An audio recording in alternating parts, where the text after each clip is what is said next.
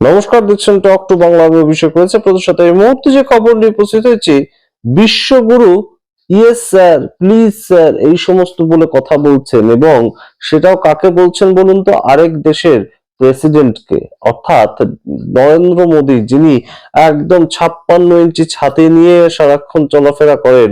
বিভিন্ন সময় আমরা বলতে শুনি যে বিদেশ নীতির জন্য অন্তত হলেও বিজেপিকে সাপোর্ট করা উচিত, কিংবা ভারতীয় জনতা পার্টির একদম মাথায় যে বসে আছে নরেন্দ্র মোদী, তাকে সাপোর্ট করা উচিত। বিদেশ নীতিটা নাকি এত ভালোভাবে নরেন্দ্র মোদী সামলাচ্ছে, আপনারা নিশ্চয়ই শুনে থাকবেন বিভিন্ন মানুষের কাছে। কিন্তু এই মুহূর্তে তাদেরকে এই ভিডিওটা একবার দেখিয়ে দেবেন যে ডোনাল্ড ট্রাম্প বলছেন শুধুমাত্র যে নরেন্দ্র মোদী তাকে খুশি করতে চায় সেটুকুই নয়, তারপর ডোনাল্ড ট্রাম্প কি বলছেন? লাগাতার অপমান করছেন নরেন্দ্র মোদীকে। তিনি বলছেন, আমি যখন সদ্য এবারে নতুন করে আবার প্রেসিডেন্ট হলাম, তখন নরেন্দ্র মোদী আমাকে ফোন করেছিল, এবং নরেন্দ্র মোদী ফোন করে আমাকে sir, I want to meet you please, এই ধরনের কথাবার্তা বলেছেন। Prime Minister Modi came to see me. Sir, may I see you, please? Yes, I have a very good relationship with him. He's not that happy with me because, they're paying a lot of tariffs now because they're not doing the oil, but they are. They've now reduced it very substantially, as you know, from Russia.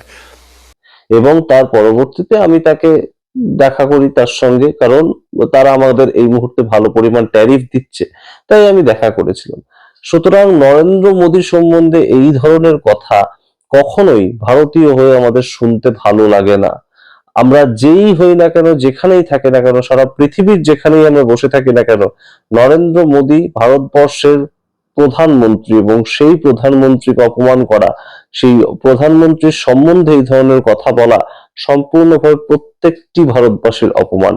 এবং সেই অপমান শুনেও যদি ভারতীয় কেন্দ্রীয় সরকার থেকে এর কোনো প্রত্যুত্তর না দেওয়া হয়, যে দেশের প্রধানমন্ত্রী সম্বন্ধে আমেরিকান প্রেসিডেন্ট যা বলছেন তা মিথ্যে ভাষণ করছেন, কিংবা এই ধরনের কথা কখনোই হয়নি, ভারতবর্ষের প্রধানমন্ত্রী কখনোই প্লিজ বলে কথা বলেননি, কিংবা একদম সরাসরি স্যার বলে কথা বলেননি, এই ধরনের কথাগুলো যদি না আসে আমাদের সামনে, তাহলে অবশ্যই এই মুহূর্তে ভারতবর্ষের যে বিদেশ মন্ত্রক এবং বিদেশ নীতি, তা প্রশ্নচিহ্নের মুখে দাঁড়ায় বইকি।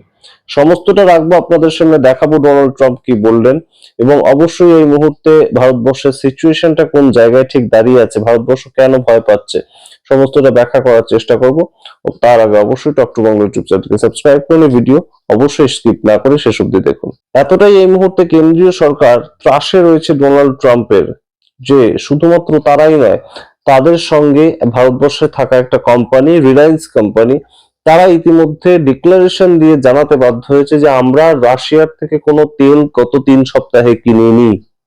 সেই প্রেক্ষাপটটা যখন তৈরি হয়েছে, তখন ডোনাল্ড ট্রাম্পের দ্য হোয়াইট হাউস ইউটিউব চ্যানেলে আবার একটা নতুন বক্তব্য একদম ফুটে উঠেছে, এবং সেখানে আমরা দেখতে পাচ্ছি ডোনাল্ড ট্রাম্প, তিনি আগের যে অপমান নরেন্দ্র মোদীকে করেছিলেন, যে নরেন্দ্র মোদী আমাকে খুশি করার চেষ্টা করে, না হলে আমি আবার ট্যারিফ চাপিয়ে দেব, এই যে ভয় দেখানো, এই যে জুজু দেখানো, সারা পৃথিবীর কাছে ভারতবর্ষের প্রধানমন্ত্রী তাকে অপমান করার যে একটা প্রয়াস, সেটা আরো একগুণ বাড়িয়ে দিয়েছেন ডোনাল্ড ট্রাম্প। কারণ তিনি কি বলছেন?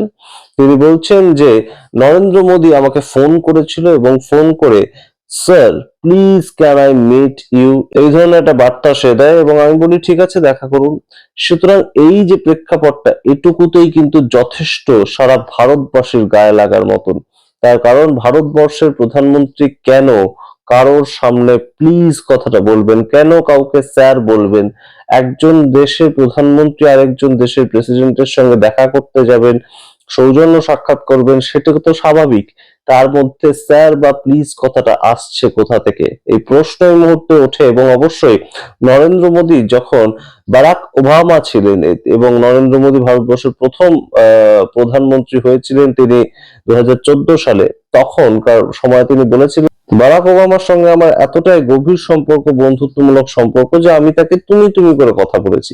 কিভাবে ইংলিশে তুমি তুমি করে কথা বলা যায় আমাদের জ্ঞানের বাইরে সেটা, কারণ আপনি এবং তুমি দুটোরই প্রোনাউন হিসাবে আমরা যখন ইংলিশে ইউজ করি, তখন ইউ হিসাবেই কথাটা ইউজ করি।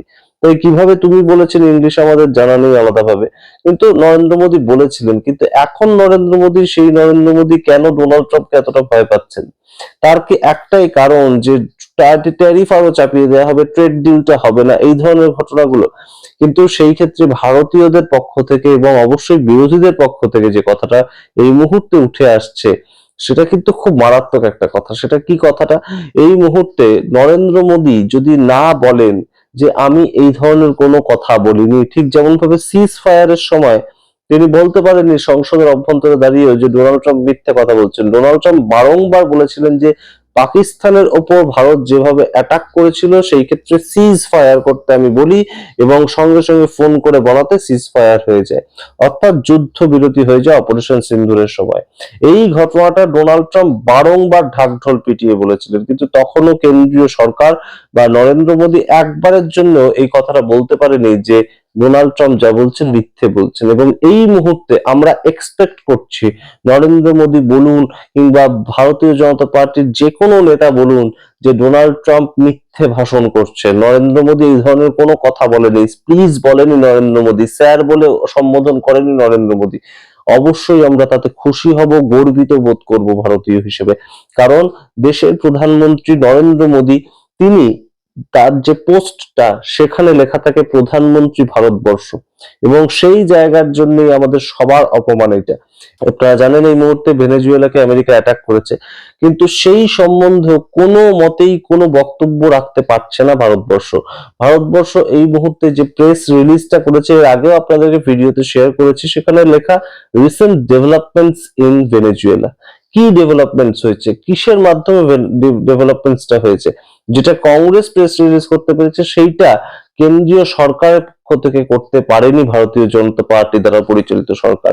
কেন এই ভয়, কিসের জন্য এই ভয়? হঠাৎ করে কেন এই মুহূর্তে পিছিয়ে আসতে হচ্ছে ডোনাল্ড ট্রাম্পের সমালোচনা করার ক্ষেত্রে? ডোনাল্ড ট্রাম্প যা করছেন ভেনেজুয়েলার ক্ষেত্রে সঠিক কাজ তো করছেন না, এবং সেই কথাটা কেন একটা প্রেস রিলিজের মধ্যে অন্তত উল্লেখ থাকবে না, সেই জায়গাটা নিয়ে প্রশ্ন ওঠে। এবং সমস্ত দিক থেকেই যদি শুধু ট্যারিফের জন্য ভয় থাকে, তাহলে এই মুহূর্তে তো ট্রাম্প যা করার তো করেই ফেলেছেন। তিনি তো ট্যারিফ চাপিয়েই দিয়েছেন।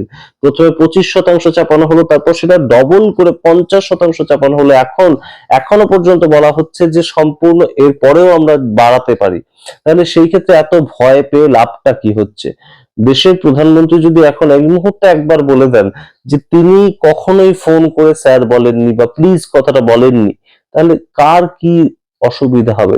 ডোনাল্ড ট্রাম্পকে খুশি করবার জন্য কিংবা ডোনাল্ড ট্রাম্পের কথা রেখে চলার জন্য কেন এতটা ডেসপারেট কেন্দ্রীয় সরকার? এই প্রশ্ন সত্যি এই মুহূর্তে আমাদেরকে তাড়িয়ে বেড়ায়। এবং এক বিজেপি নেতা সুব্রমণিয়াম স্বামী কেন্দ্রীয় সরকারের মন্ত্রী ছিলেন বাজপেয়ীর সরকারের আমলে।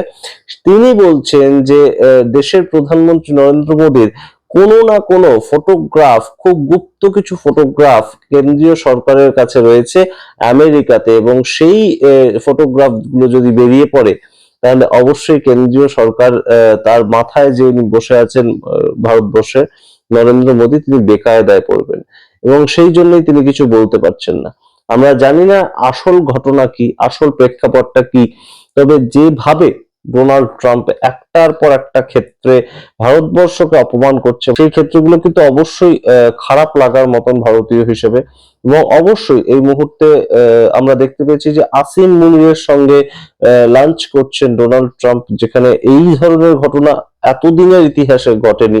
সেইখানে আসিম মুনিরকে ডেকে নিয়ে ডোনাল্ড ট্রাম্প লাঞ্চ করছেন এবং ভারতকে উদ্দেশ্য করে বলছেন যে ভারতবর্ষের ইকোনমি ডেড ইকোনমি, তাদেরকে পরবর্তীতে পাকিস্তানের কাছে মাথা নোয়াতে হবে, এই ধরনের কথা আগেও বলেছেন।